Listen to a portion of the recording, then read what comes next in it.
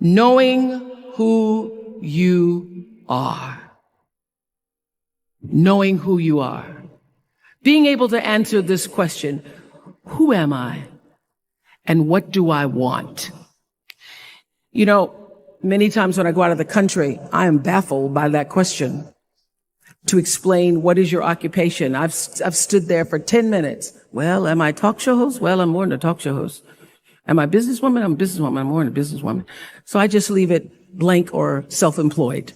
So I'm not asking for the roles that you play as daughters. I'm not asking that question. What are the roles that you play as a daughter, as a friend, as a sister? You're going to be a lawyer. You're going to teach.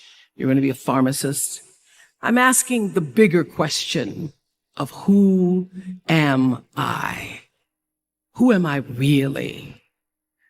My answer is I am God's child. I am that which is born of all that is.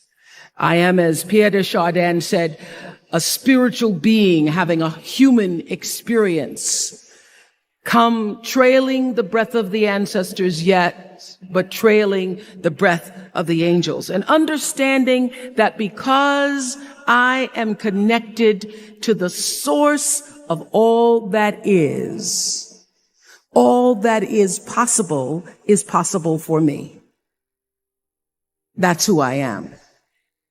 And what do I want? I don't want to just be successful in the world. I don't want to just make a mark or have a legacy. The answer to that question for me is I want to fulfill the highest, truest expression of myself as a human being. I want to fulfill the promise that the Creator dreamed when he dreamed the cells that made up me. Number 2, you must find a way to serve.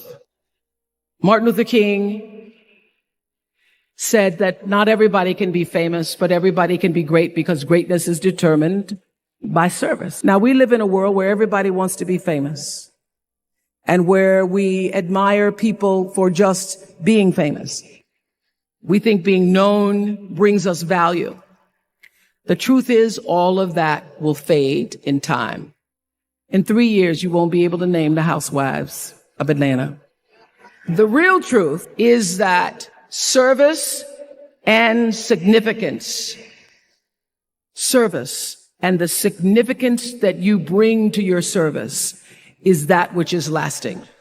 So to be able to, whatever your occupation or job or talent or gift is, our honorees today getting doctorate degrees, to apparently opposite fields, HIV and AIDS and the spoken word. But what they have in common is service, using the spoken word in service to community and the world. Using your knowledge and information about HIV and AIDS and medicine in service to the world. And if you look at all the most successful people in the world, whether they know it or not, they have that paradigm of service. Everybody's talking about Mark Zuckerberg and IPO. Service. Service. Through the word, to people, through song.